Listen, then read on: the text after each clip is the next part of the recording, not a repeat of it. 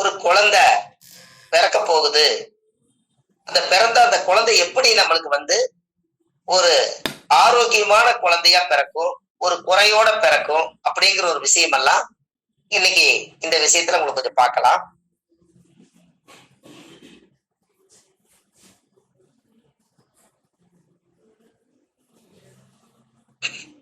அதாவது யாராவது ஒரு ஜாதகத்தை பார்த்தீங்கன்னா, சூரியனோட ராகு யாருக்கு சேர்ந்திருந்தாலும் அந்த ஜாதகத்தை வாங்கினீங்கன்னா தலையில கொடி சுத்தி பிறந்துச்சாலும் கேளுங்க. அவங்க ஆச்சரியப்பட்டுருவாங்க. சூரியனும் ராகும் யாருக்கெல்லாம் ஒரு ஜாதகத்துல பிறந்திருக்குதோ அவங்களுக்கு கொடி சுத்தி தான் பிறக்கும். ஆனால் தலையில குடல் சுத்திக்கும். உங்களுக்கு அது புரியுதுங்களா நான் என்ன சொல்ல வரேன்னு? உங்களுக்கு புரியுது இல்லையா?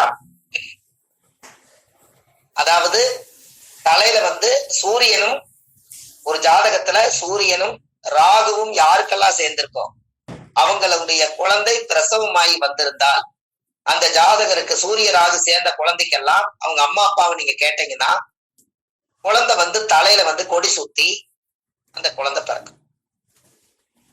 அதே எனக்கு இந்த இணைவு இருக்குங்க ஐயா, நான் அப்படிதான் பிறந்தேன். வெரி குட், சூப்பர் ஐயா. எல்லாத்துக்கும் சந்தோஷம் தானே? முதல் பரிகாரம் சந்தோஷம் தான் ஐயா. சந்தோஷம். அவங்க அதை ப்ரூவ் பண்றாங்க குரூப்புக்குள்ள. அதான் அதுல பெரிய. இன்னொரு முறை அந்த பரிகாரத்தை மட்டும் சொல்லுங்க. பரிகாரம் இல்ல, சூரியனும் ராகும் எந்த கட்டத்துல இருந்தாலும் ராசி கட்டத்துல தலையில கொடி சுத்தி அந்த குழந்தைக்கு வெளியெடுத்து தான் அந்த கொடியை வெளியெடுத்து விடுவாங்க. அதாவது தலைய சுத்திடும் கொடி, சூரியனும் ராகும். இது ஏன் அப்படி? இத லாஜிக்கா பரிகாரமா கொண்டு வாங்க. எப்படின்னு பாருங்க. சூரியன்னா தலை, ராகுன்னா பாம்பு மாதிரி குடலு. இந்த சூரியனை ராகு ஒட்டி இருக்கிறதுனால தலையில போய் இந்த குடல் ஒட்டிக்குது. அதனால கொடி சுத்தி பிறக்குது தலையில. எப்படி?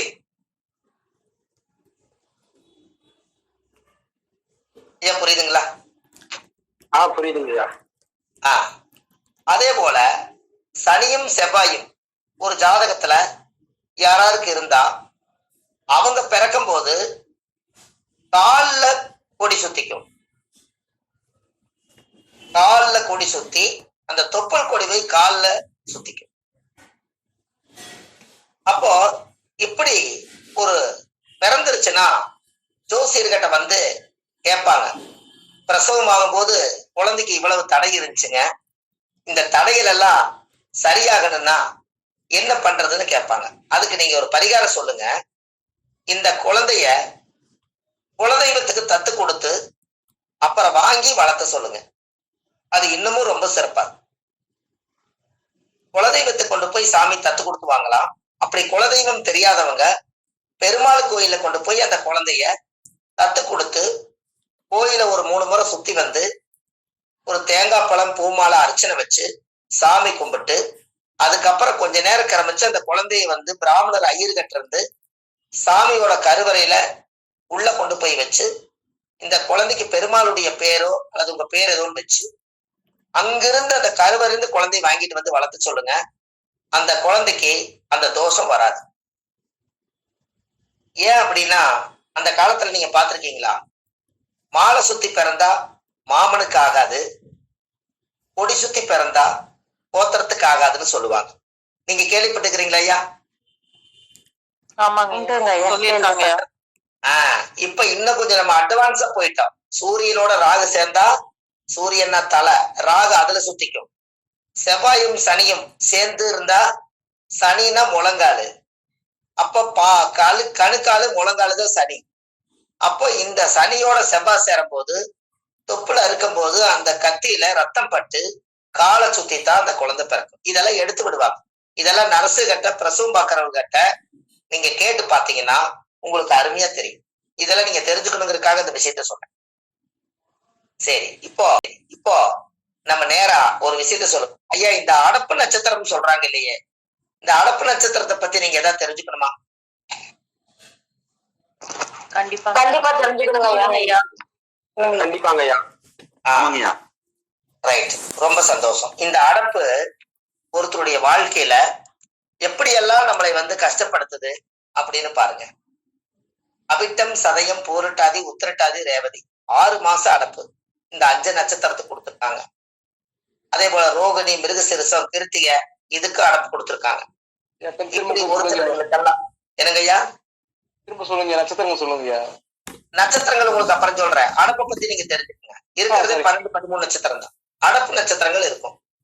இந்த அடப்பு நட்சத்திரத்துல யாராவது ஒருத்தர் இறந்துட்டாங்கன்னா அவங்களுக்கு உடனே ஏதாவது சீக்கிரமா கொண்டு போய் அடக்கம் பண்ணிட்டு ஒரு 6 மாசம் அடக்கு இருக்குது.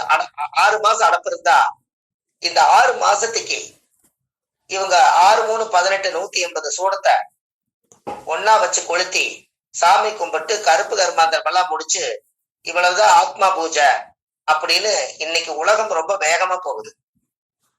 ஆனா அதையவே நம்ம திருப்பி கேட்டா இப்ப எப்படின்னா முறையா 6 மாசம் அடப்பு இருக்கிறத ஏன் அந்த உயிர் 6 மாசம் இந்த பூமியில அந்த ஆத்மா வாழும்னு நினைக்குது அப்படின்னா அந்த அடப்பு நட்சத்திரங்கள்ல இந்த ஆத்மா ஐயோ நான் குழந்தையை விட்டுட்டு போறேன், என்னுடைய தாய் தந்தை விட்டுட்டு போறேன், என் சொத்தை விட்டுட்டு போறேன், என்னோட மூதாதிகள் எல்லாம் விட்டுட்டு போறேன், எனக்கு நிறைய இந்த உலகத்துல வாழணும்னு எனக்கு ஆசை இருக்குது, இந்த உயிரை ஆண்டவன் எடுத்துக்கிறானே அப்படின்னு இன்னும் வாழணும்னு நினைச்சு அந்த எண்ணத்தோட தான் அது இருக்கும்.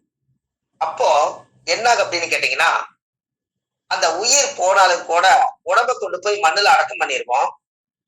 அதுக்கப்புறம் இந்த ஆத்மா மட்டும் இறந்த இடத்துலயே சுத்திட்டு இருக்கு. அப்ப இந்த இறந்த இடத்துல சுத்திட்டு இருந்தா அந்த ஆத்மா அந்த வீட்டை விட்டு போகாது. அதனாலதான் அந்த காலத்துல கூட அடப்பு வையே அப்படின்னு சொன்னாங்க. அந்த வீடு வாழ்ந்த வீட்டை அடைச்சிடணும் இறந்த நேரம் சரியில்லைனா. அப்ப இறந்த நேரம் சரியில்லைனா யாருக்கெல்லாம் தீட்டு? கொல்லி வைத்தோர், உடமுடைத்தோர், புலிமேட்டுக்கு மண்ணு தள்ளினோர், வாக்கரிசி போட்டோர், எரை எடுத்தோர், மூட்டை எடுத்தோர், வஸ்திரம் வாங்கினோர், இத்தனை பேர்த்துக்கு அந்த தீட்டு இருக்குமா? இப்ப சொல்லுங்க, நான் இளவுக்கு போகல, நான் அதையெல்லாம் தொடல அப்படின்னாலும் அந்த இறந்த உயிரோட ரத்த சம்பந்த உறவுகளுக்கெல்லாம் இந்த 6 மாத காலம் அவங்களுக்கு தீட்டுதான். அப்ப இந்த 6 மாச காலத்துக்கு இந்த ஆத்மாவை பூமியில அது சம்பாரிச்சு இடந்தடம் வாங்கி வீடு வாசல் கட்டி பேரு புகழெல்லாம் தேடி வச்ச ஒரு ஆத்மாவுக்கு 3 நாள்ல காரியத்தை முடிச்சு போட்டு 180 சூடத்தை ஒன்னா வச்சு கொளுத்திட்டு அவ்வளவுதான் முடிஞ்சது, இதுக்கு மேல அவங்கவுங்க வேலை பாருங்கன்னு சொன்னா இந்த ஆத்மா ஒரு 60-70 வருஷம் வாழ்ந்திருந்தா அப்ப அவருக்கு கோபம் வரும். ஏன்? எத்தனை சொத்தை இந்த ஆத்மா பேரபேத்திகளுக்கெல்லாம் சேர்த்து வச்சிருப்பார், எத்தனை வீடு வாசலை கட்டி வச்சிருப்பார், எத்தனை பேர் போல சம்பாரிச்சு வச்சிருப்பார். இவ்வளவு பேர்த்துக்கும் இந்த ஆத்மாவை இந்த 3 நாள்ல கருப்பு கர்மாதியோட முடிஞ்சுதா? அப்ப அந்த வாழணும்னு அந்த 6 மாசம் நினைச்ச ஒரு எண்ணம் அவங்களுக்கு அந்த 6 மாசத்துக்காவது என்னை சுத்தி விளக்கு போட்டு எனக்கு ஆத்மா சாந்தி பண்ணுங்க, அப்பத்தான் நான் இந்த பூலோக பதவி விட்டு சிவலோக பதவி போகணும்னு சொல்லுவேன். அதுக்காகத்தான் அந்த காலத்துல ஊடு அடப்பு வந்தா இழந்த முள்ளு இருக்குது இல்லைங்களா, இழந்த முள்ளு, அந்த இழந்த முள்ளு, வேலி முள்ளு, கருவேலா முள்ளு எல்லாம் கொண்டு போய் அந்த இறந்த உயிருடைய ஆத்மா பக்கத்துல கொண்டு போய் அந்த வீட்டை அடைச்சு அது பால் அடைஞ்ச 6 மாசத்துக்கு அந்த உயிரோட்ட இடத்துக்கிட்ட யாரும் போக மாட்டாங்க. அதுக்கு கொஞ்சம் வெளியில வச்சு ஒரு வெங்கல கிண்ணத்துல நல்லெண்ணெய் விட்டு 1 ரூபா காயின் போட்டு எல்லாரும் அந்த நல்லெண்ணெய் முகத்தை பார்த்துக்கங்கன்னு சொல்லி அந்த முகத்தை பார்த்து அந்த நல்லெண்ணெய் வச்சு ஒரு பொட்டி கூடை போட்டு கமுத்தி 4 செங்கலை தூக்கி அது மேல வச்சிருவாங்க. இதுக்கு பேரு தான் ஊடு அடப்பு. அப்ப இந்த 6 மாசத்துக்கு ஒரு புது தட்டு ஒரு சொம்பு தண்ணி வாங்கி அந்த பொட்டி கூடையில அடியில அந்த உயிர் வந்து எண்ணெயில நல்லெண்ணெயில தான் அது வைப்பாங்க. ஏன் நல்லெண்ணெய்? சனி பகவான். நல்லெண்ணெய் சனி காரகம் ஐயா. ஆயில் காரகன் சனி. அந்த ஆயில பூர்ண ஆயில ஒரு திருப்திகரமா கொடுக்கணுங்கிறதுக்காக அந்த விஷயம். அப்ப அந்த சனி உடைய ஆயில போட்டு பொட்டிக்கொடைக்கு முன்னாடி கமத்திடுவான். இத பொட்டிக்கொடைக்கு முன்னாடி கமத்தி மாலை நேரம் ஒரு சொம்பு தண்ணி எடுத்து வச்சு ஒரு கற்பூரம் பொருத்தி அந்த பொட்டிக்கொடைக்கு காமிச்சா அது என்ன பண்ணுமா, அந்த வெளிச்சம் கிடைக்கும் அதுக்கு.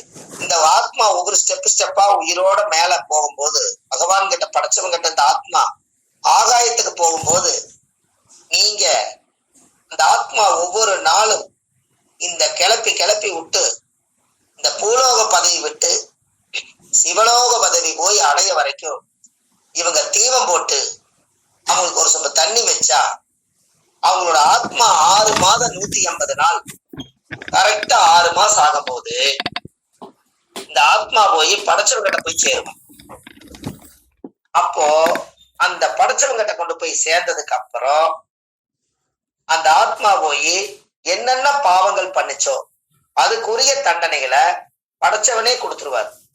அப்பத்தான் அந்த ஆத்மா கீழே வராம நம்மளை எல்லாம் தொந்தரவு பண்ணாம எந்த உயிரை எந்த இறைவன் படைச்சாரோ அந்த உயிர் அங்க போய் சேர வரைக்கும் அதை வழிபாடு பண்ணி அடப்பு தோஷத்துக்கு பூஜை பண்ணி அதை நீக்குங்க அப்படின்னு அந்த காலத்துல சொன்னாங்க. அப்போ கரெக்டா பாருங்க, இங்கிருந்து நீங்க தீபம் காட்டினீங்கன்னா இந்த ஆத்மா மேல போக போக இருட்டா இருக்குமா. நீங்க டெய்லி 4 நேரம் அதுக்கு நினைச்சு பூஜை பண்ணீங்கன்னா அந்த தீபம் போட்டா அந்த வெளிச்சத்திலேயே இன்னும் கொஞ்சம் போகுமா. அப்ப தீபம் போடாமட்டா அந்த ஆத்மா அங்கேயே நின்றுமா. அப்புறம் கொஞ்சம் தூரம் மேல போனதுக்கு அப்புறம் தவிச்ச வாய் தண்ணி தவிக்குமா. அப்போ இங்க கீழே நீங்க ஒரு சொம்ப தண்ணிய மாத்தி வச்சீங்கன்னா இந்த தண்ணியை இந்த ஆத்மா குடிச்சுக்கிட்டு இன்னும் கொஞ்சம் மேல போகுமா, இன்னும் கொஞ்சம் மேல போகுமா.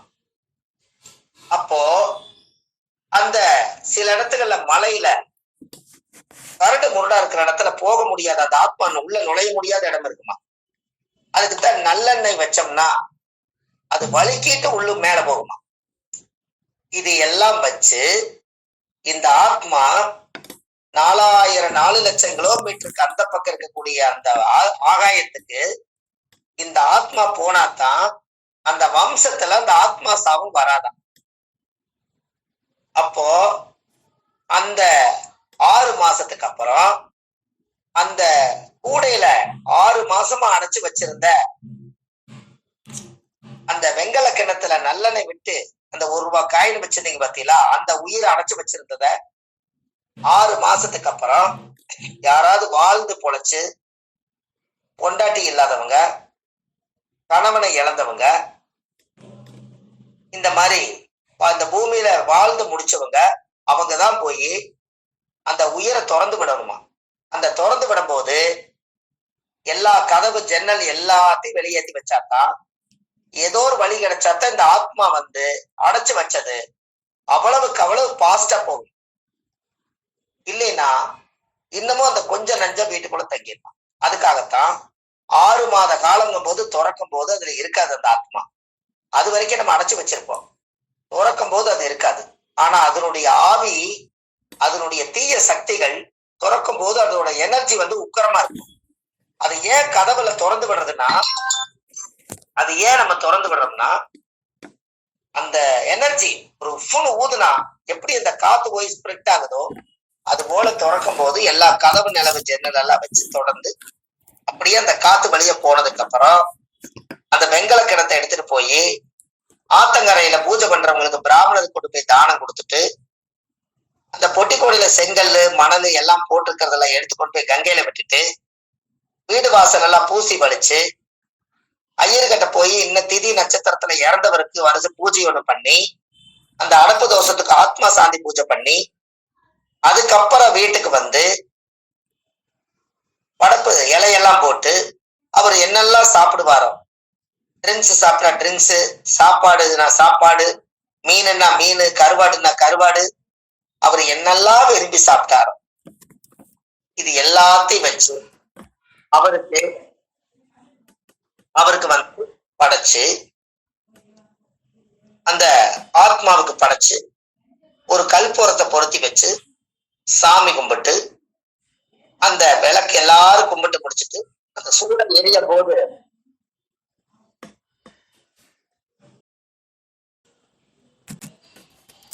ஐயா கேக்குதா? கேக்குதுங்க ஐயா. அப்போ அந்த விளக்கு பத்த வச்சு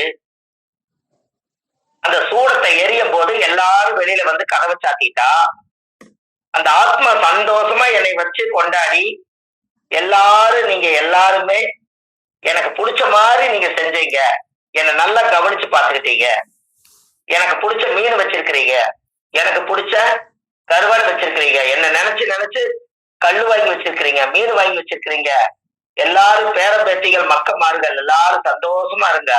இந்த பிறவியில நான் ஆத்மா பிறவி எடுத்து நான் படைச்சவங்கிட்ட சந்தோஷமா நான் போயிட்டேன்னு சொல்லி அந்த ஆத்மா வாழ்த்திட்டு போயிருமா. அதுக்கப்புறம் அந்த மறுபடியும் அந்த கதவை திறந்து அதுக்கு ஒரு சூடம் காமிச்சு, அதுக்கப்புறம் அந்த படப்பு போட்டுக்கிறத எல்லாம் எடுத்து கூரை மேல கொண்டு போய் தண்ணிய தொளிச்சு காகத்துக்கு சாப்பாடு வச்சு, அந்த காகம் சந்தோஷமா வந்து எடுத்துருச்சுன்னா அந்த ஆத்மாவுக்கு கோபம் இல்லை, அந்த வம்சத்துல பிறந்த ஆத்மாவுக்கு யாருக்கு இனிமேல் தொந்தரவு வராது. இதுக்கப்புறம் அந்த இடத்துல அந்த அடப்பு தோஷம் சுத்தமா நீங்கிருச்சு.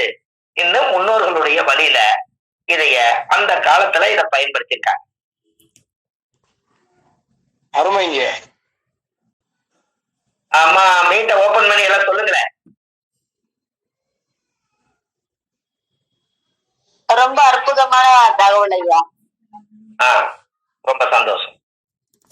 அப்போ அப்போ அந்த காலத்துல முன்னோர்கள் எல்லாம் இப்படி ஒரு ஆத்மாவை எப்படியெல்லாம் வழிபாடு பண்ணி அத செஞ்சிருக்கிறாங்கன்னு பாத்தீங்களா? அதுக்கப்புறம் 6 மாசத்துக்கு அப்புறம் அந்த வீட்டை சுத்தப்படுத்திட்டு ஒரு ஐயரை கூட்டிட்டு வந்து கணபதி ஹோமம் பண்ணி அந்த வீட்டை புண்ணியதானம் பண்ணி, அதுக்கப்புறம் அதை கொண்டுட்டு போய் அந்த தீர்த்தம் எடுத்து தெளிச்சு, அதுக்கப்புறம் 1 வருஷ காலத்துக்கு இந்த கல்யாணம் மட்டும் 1 வருஷம் ரொம்ப உறவா இருந்தா 1 வருஷத்துக்கு கல்யாணம் மட்டும் பண்ணக்கூடாது. அந்த இறந்ததுல இருந்து 365 நாள் சூரியன் எந்த ஆத்மா எந்த நட்சத்திரத்துல இறந்து அடப்பாச்சோ அதே நட்சத்திரத்துல 365 நட்சத்திரம் கடந்து வந்து அந்த இறந்த நட்சத்திரத்தை சூரியன் தாண்டிட்டால் அந்த ஆத்மா சாந்தி என்று பொருள்.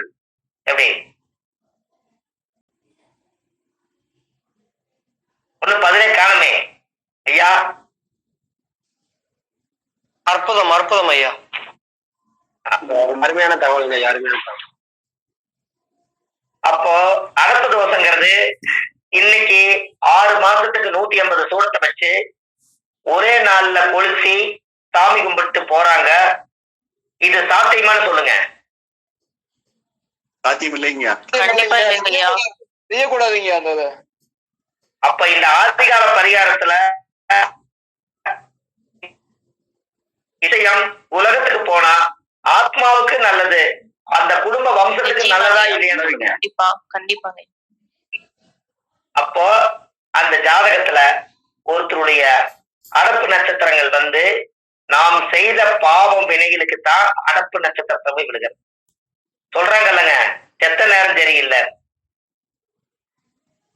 அடப்பாய் போச்சாமா, எல்லா காரியத்தையும் நிறுத்தி வைங்க அப்படின்னு இந்த ஆத்மா போய் குறுக்க நிப்பாட்டுறதுக்கு காரணமே அந்த அடப்பு தானே.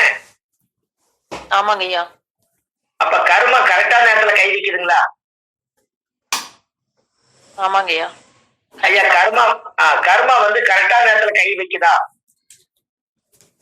ஆமாங்கய்யா. அந்த காலத்துல பாட்டே உண்டு. தயிர் பானை உடைச்சு வச்சு காக்காய்க்கு விருந்து வச்சு சாதிசனா லச்சு வந்த, நீ கொடுத்த விருந்தெல்லாம் நெஞ்சுக்குழி நஞ்சு போல ஆகி போச்சு, மன்னனும் போயிட்டா மணவாளனும் போயிட்டா, வீடே வெறு வீடா இருக்குதுன்னு அழுவாங்க. எப்படி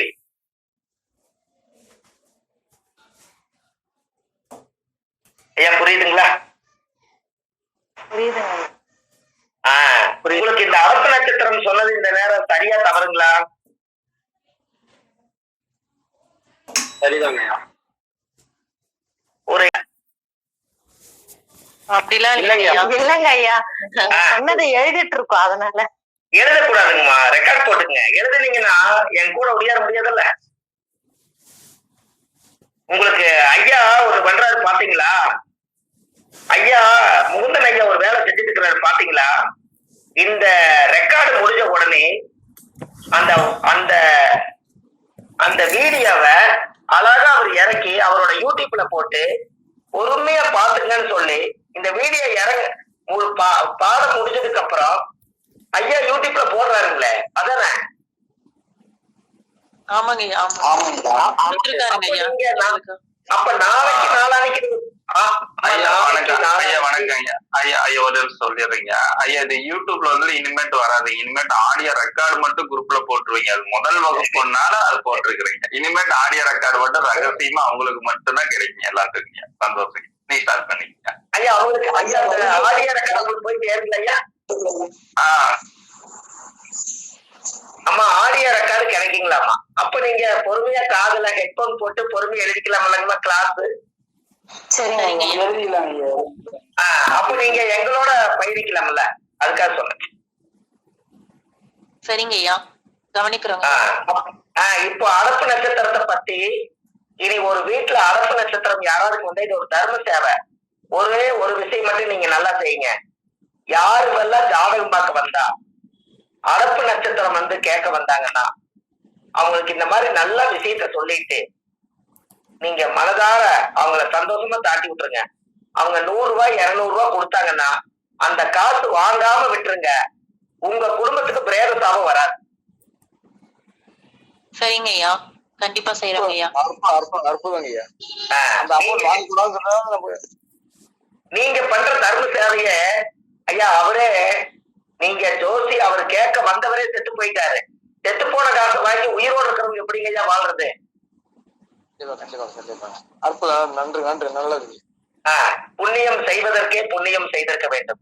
நாம அந்த தேதியை குறிச்சு கொடுக்கறதுக்கு ஒரு வழிகாட்டு மாதிரி ஆச்சு. வழிகாட்ட வந்தவங்க கிடையாதுங்க. நீங்க செய்யற புண்ணியம் அந்த ஆத்மாவுக்கு செய்யறீங்க. கரெக்டுங்களா ஐயா? உண்மைதாங்க ஐயா. சரிங்க ஐயா. அந்த ஆத்மாவுக்கு செய்யறீங்க. எவ்வளவு சந்தோஷம். அந்த ஆத்மா என்ன நினைக்கும்னா, ஒரு ஜோதிடர் எல்லாத்துக்கிட்டையும் காசு வாங்கினாரு, எல்லா பலனும் ஜாதகம் பார்த்து சொன்னாரு. நம்ம இறந்துட்டேன்னு போய் சொன்னே அந்த ஜோசியரு நம்மளுக்கு ஒரு ஆத்மாவை தெய்வமா நினைச்சு நம்மளுக்கு மட்டும் அவர் காசு வாங்கலையே. நம்ம வாழ்த்த போது அந்த ஜோசியரை வாழ்த்து இல்லாத அந்த ஆத்மா உங்க வீட்டுல வந்து வாழ்த்திட்டு மேல் ரோகம் போகுமா? நல்ல தகவல் ஐயா. எப்படிங்க அம்மா?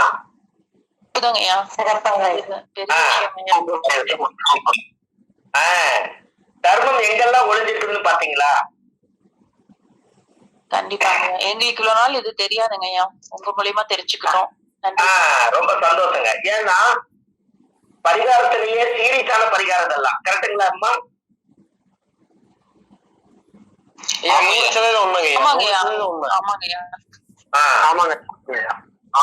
பரிகாரத்திலேயே சீரியஸான பரிகாரம் எதுன்னு கேட்டீங்கன்னா, ஆதிகால பரிகாரத்துல முன்னோர்கள் அந்த காலத்துல வாழும்போது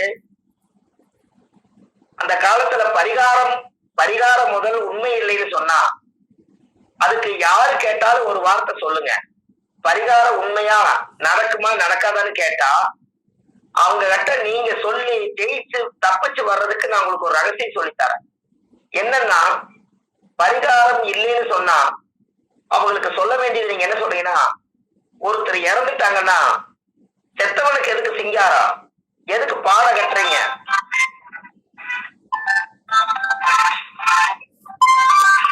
பாட கட்டுறீங்க, அவருக்கு எதுக்கு பச்சை இருக்கு, அவருக்கு எதுக்கு கோடி போடுறீங்க, கொல்லி வைக்கிறீங்க, தேரை எதுக்கு போய் சுத்தி வந்து கோடி போடுறீங்க, மஞ்சள் தண்ணி எதுக்கு தொளிக்கிறீங்க, கோழி எதுக்கு அறுக்குறீங்க, உடம்பு எதுக்கு உடைக்கிறீங்க, தீப்பந்தம் எதுக்கு பிடிக்கிறீங்க, பேரம்பேட்டிகள்லாம் எண்ணெய் அரைப்பதுக்கு நெத்தியில வைக்கிறீங்க. பொட்டு சத்திரம் எல்லாம் வச்சு அன்னைக்கு சேவிங் பண்ணி அவங்கள குளிக்க வச்சு அவங்களுக்கு காலை கட்டி கைய கட்டி எல்லாம் பண்ணி எல்லாம் போய் அழுது கொண்டு போய் குளியில அடக்கம் பண்றதுக்குள்ள எத்தனை அழுகாட்சி அழுது அந்த ஆத்மாவை போய் வச்சு இறந்ததுக்கு அப்புறம் பால் நெய் ஊத்தி எருக்கலாம் செடியில பாலை ஊத்தி இவ்வளவு ஆத்மாவுக்கு இவ்வளவு பயந்து செய்யறீங்களே, அப்போ பரிகாரம் உண்மையா இல்லையா? உண்மைங்க உண்மைங்கய்யா.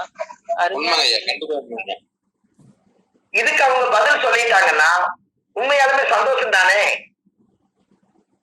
நிச்சயமாங்கய்யா. செத்தவருக்கு எதுக்கு சிங்காரம்? அந்த ஆத்மா கூடு விட்டு போயிருச்சு, அந்த உயிர் எங்கேயோ போயிருச்சு, படைச்சவங்கிட்டயே போயிருச்சு. இருக்கிறது உடம்பு மட்டும்தான். அந்த உடம்புல எதுவுமே இல்லை. வாழ்ந்து உழைச்ச ஆப்பிள், ஆரஞ்சு, மாதுளம்பழம், கொய்யாப்பழம், வாழைப்பழம், லட்டு, ஜிலேபி, மைசூர்பா, இட்லி, தோசை, பணியாரம், கறி, சோறு, நான்வெஜ் எல்லாம் சாப்பிட்டு வளர்ந்த சதை மட்டும்தானே உங்க வீட்டுல இருக்குது. உயிர் படைச்சவன் அழகா எடுத்துட்டு போயிட்டாரே, அந்த உடம்பு மட்டும்தான் இருக்குது. இந்த உடம்பு துர்நாற்றம் அடிக்கூடாதுங்கிறதுக்காக அன்னைக்கே பாட்டு எழுதிட்டார். ரஜினிகாந்துக்கு ஒரு அருமையான பாட்டு, மண்ணின் மீது மனிதனுக்கு ஆசை, மனிதன் மீது மண்ணுக்கு ஆசை, மண் தான் ஜெயிக்கிறது, இதை மனம்தான் உணர மறுக்கிறது. அப்ப கடைசியில இந்த மண்ணு திங்க போது ஆத்மாவை திங்காத மண்ணு இந்த உடம்ப தின்றது. கடைசியில பூமி சமமாயிடும். வாழ்ந்தவங்க பொழைச்சவங்களுடைய உடம்ப தேடுனா கிடைக்காது. ஆத்மாவும் மேல் லோகத்துல போயிருச்சு. பூலோக பதவி விட்டு சிவலோக பதவி போயாச்சு. ஒரு தடவை தான் மனித பிறப்பு, தேடினாலும் கிடைக்காத செல்வம் மனித செல்வம். இதை மனிதனுங்களை தெய்வமா வணங்குறதுக்கு கோயிலே கட்டி கும்பாபிஷேகம் பண்ணினாலும் கூட சாமிக்கு சக்தி அதிகம்ங்கிறது உண்மைதான். பிரபஞ்சத்துல இருந்து கிடைச்சதுனால அதைய மகிமைப்படுத்தி அதை கொண்டாடி மண்ணா இருக்கிறத ஒரு மனிதர்கிட்டத்தான் அவ்வளவு பெரிய அறிவை வச்சு கோயிலை கட்டி உலகத்துக்கு மனித சக்தியை எடுத்து காட்டினாங்க. அப்பேற்பட்ட ஆத்மா தானே நம்மெல்லாம். ஆமாங்கய்யா. ஆமாங்கய்யா. ஐயா கரெக்டுங்களா? அற்புதங்க. சரிங்கய்யா. நீங்க நினைச்சு பாருங்க. அப்போ மனித சக்தி நம்ம உடம்புக்குள்ள இந்த ஆத்மா இருக்க வரைக்கும் இந்த அழகான வாழ்க்கையில ஆடம்பரம் ஆடம்பரம் சொல்றாங்களே, நல்லா நிறுத்தி சொல்லி பாருங்க. ஆடும் பொம்பரம் ஒரு நாள் தாண்டிடும், அதான் ஆடம்பரம். அதைத்தான் ஆடம்பரம்னு காலப்போக்குன்னு வந்துருச்சு. எப்படி? அருமைங்கய்யா, அருமையான வார்த்தைங்கய்யா, அற்புதமான வழக்கம் ஐயா. ஐயா கரெக்ட் தானே? இன்றைக்கு பரிகாரத்தை நம்ம எடுக்க போறோம். ஆதிகால பரிகார வகுப்பு, பாரம்பரிய திருவள்ளுவர் குல வம்சம், பிரசன்ன ஜோதிடர் சுப மாரிமுத்து, திருப்பூர்ல இருந்து இந்த பதிவு உங்களுக்காக. இன்றைக்கு 4வது வகுப்பு, ஆதிகால பரிகார வகுப்பு உங்களுக்காக இது தரப்பட்டுள்ளது. இந்த பரிகாரத்தை இப்ப நம்ம இன்னும் கொஞ்சம் வித்தியாசமா நம்ம பார்க்கலாம். அந்த வித்தியாசம் எப்படிங்கிறதையும் உங்களுக்கு நான் சொல்லி கொடுக்குறேன். இப்போ டென்டர்ல எல்லா வீட்லயும் குழந்தை இருப்பாங்க. அவங்களோட நோக்கம் என்னன்னா படிப்பு தான்.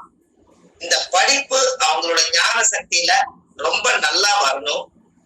அவங்க படிச்சாங்கன்னா உண்மையாலுமே அவங்க ரொம்ப ஒரு டாக்டர் ஆகலாம், ஒரு இன்ஜினியர் ஆகலாம், எத்தனையோ ஒரு நல்ல விஞ்ஞானி கூட ஆகலாம். அதுக்கு முதல் அறிவுக்குண்டான ஒரு படிப்பை இந்த குழந்தைகள் எல்லாம் படிக்கிறதுக்கு ஒரு ஆதிகால பரிகார கல்வியை பத்தி இப்ப நான் உங்களுக்கு சொல்ல போறேன். இப்போ படிப்புக்குண்டான கிரகம் என்ன கிரகம்னு யாரும் சொல்லுங்களேன் ஐயா? புதன் ஐயா. உங்களுக்கு படிப்பை பத்தி பரிகாரம் இப்ப சொல்லிக்கிறேன் அந்த 4 வகுப்புல.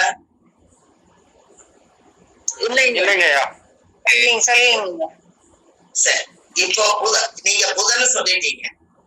இப்போ நல்லா பாருங்க, இந்த புதன் படிப்பு நல்லா இருக்கணும் அப்படின்னா முதல்ல இந்த புதனோட உறவு என்னங்க?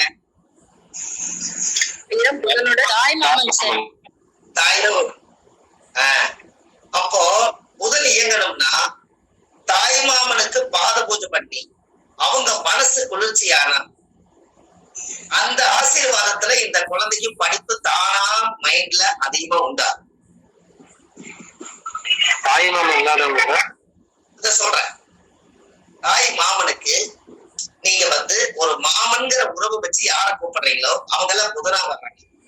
அப்ப தாய் மாமனுக்கு ஒரு புதன்கிழமை அன்னைக்கு காலையில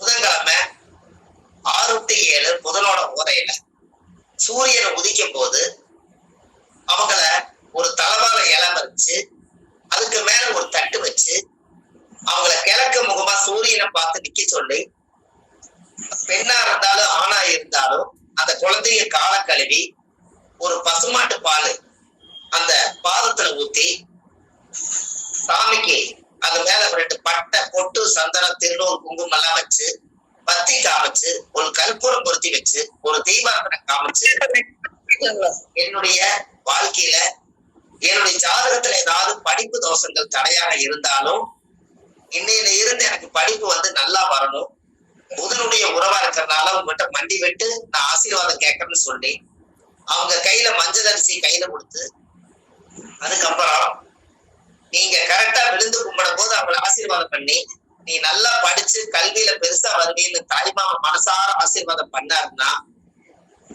அன்னையில இருந்து அந்த குழந்தைக்கு புதனோட ஞானம் கிடைச்சிரும். தாய்மாமனுடைய சக்தி அந்த குழந்தைக்கு வந்துடும், மனசு குளிர்ச்சி ஆயிரும். அதுல இருந்து 17 நாளுக்கு அப்புறம் அப்படியே இந்த குழந்தை படிப்புல வித்தியாசம் தெரியும், ஒரு நல்ல மாற்றம் உண்டாகும். அப்ப தாய்மாமனுக்கு கண்டிப்பா குழந்தைகள் பாத பூஜை பண்ணலாமா பண்ணக்கூடாதுன்னு சொல்லுங்க.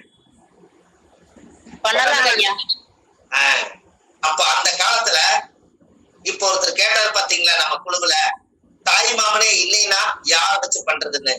ஒண்ணு மாமனுடைய உறவா நீங்க யாரை எடுத்துக்கிறீங்களோ அவங்கள பாத பூஜை பண்ணுங்க. அப்படி இல்லைன்னா திருநங்கைய வீட்டுல கூட்டிட்டு புதன்கிழமை அன்னைக்கு இதே மாதிரி பொட்டு சந்தனம் வச்சு பூஜை பண்ணி சாமி கும்பிட்டு அவங்க கையில ஆசீர்வாதம் வாங்கி அதுக்குரிய வேலை செய்யுங்க. அப்ப இது பக்காவா இருக்கு.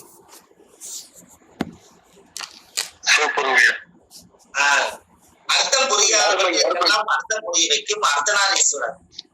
லாஸ்டா சொன்னது சொல்லுங்க ஐயா. தாய்மாமன் இல்லன்னா என்ன பண்ணலாம்? லாஸ்டா சொன்னது மாதிரி சொல்லுங்க. அதாங்கய்யா, தாய்மாமன் இல்லாதவங்க நீங்க மாமன் சொல்லி உறவை யார கூப்பிடுறீங்களோ, சித்தப்பா வழியில பெரியப்பா வழியில ஒண்ணு அவங்களுக்கு பாத பூஜை பண்ணுங்க. அப்படி அந்த உறவுகளும் கிடைக்கலன்னு சொன்னால் திருநங்கைகள் கண்டிப்பா கிடைப்பாங்க. அவங்களுக்கு நீங்க காலையில புதன்கிழமை அன்னைக்கு 6 to 7 புதன உரையில அதே மாதிரி தாய்மாமனுக்கு சொன்ன பாத பூஜைய அந்த திருநங்கையா இருக்கிறவங்களுக்கு ஒருத்தரை கூட்டிட்டு ஒரு பச்சை புடவை, வெத்தலை பாக்கு, பூப்பழம், அவங்களுக்கு பாசி, லெட்டிக்கு அவங்க டிசைனா அவங்க போட்டு அழகு பார்க்கக்கூடிய பொருள்கள் இவங்களுக்கு பிடிச்ச மாதிரி எல்லாத்தையும் வச்சு அவங்க கையில கொடுத்து நீங்க அந்த கர்மாவை போக்கடிச்சுட்டா அந்த அவங்க நம்ம தலையை தொட்டு ஆசீர்வாதம் வாங்கும் போது அந்த கர்மா நம்ம படிப்புக்குண்டான கர்மா நிவர்த்தியாகி அந்த குழந்தை ஒரு 17 நாளைக்கு அப்புறம் இந்த ஞானம் உடம்புக்குள்ள வந்துடும். அதுக்கப்புறம் அந்த குழந்தை நல்லா படிக்கும். அது ஏன் 17 நாள் சொன்னேன்? முதல் திசை 17 வருஷம். ஏன்னா நேற்றுக்கு பாத பூஜை பண்ணேன், இன்னைக்கு பாத பூஜை பண்ணேன், நாளைக்கு ரிசல்ட் கிடைக்கலன்னு சொல்லிட்டு கூடாதல்ல. 17 நாள் நீங்க வச்சுட்டீங்கன்னா அந்த ஜாதகத்துல அதுக்கப்புறம் அது பாத பூஜை பண்ண எடுத்து அவங்களுக்கு எந்த நட்சத்திரத்துல பாத பூஜை பண்ணாங்களோ அடுத்த நட்சத்திரம் தாண்ட வரைக்கும் அந்த ஆசீர்வாதம் பிரபஞ்சத்துல இருந்து வந்துகிட்டே இருக்கும். அந்த 17 நாளுங்கிறது பிளஸ் 27 நாள், 17 நாளுக்கு மேல அது ரீச் ஆயிடும். அப்போ ஒரு மாசத்துக்குள்ள அந்த குழந்தைக்கு ஒரு பரீட்சையா இருக்கட்டும், ஒரு பாஸ் ஆக போறாங்கன்னா இந்த மாதிரி ஒரு பாத பூஜை பண்ணிட்டு போக சொல்லுங்க. இல்ல கல்வியில படிப்பே ஞானமே வரமாட்டேங்குதுன்னா இந்த பாத பூஜை பண்ண சொல்லுங்க. சூரியனும் சந்திரனும் கெட்டுட்டாலே அதை இயக்கிறதுக்கு ஒரே வழி அம்மா அப்பாவுக்கு பாத பூஜை பண்ணித்தாங்க இயக்க முடியும். அதே மாதிரி ஒருத்தர் ஜாதகத்துல படிப்பு புதன் கிரகம் கெட்டுச்சுன்னா நீங்க பாத பூஜை பண்ணீங்கன்னா அந்த புதன் ஆக்டிவிட்டி ஆகும். அப்ப பாத பூஜை அந்த காலத்துல முன்னோர்கள் வச்சுக்கிறாங்களா இல்லையா?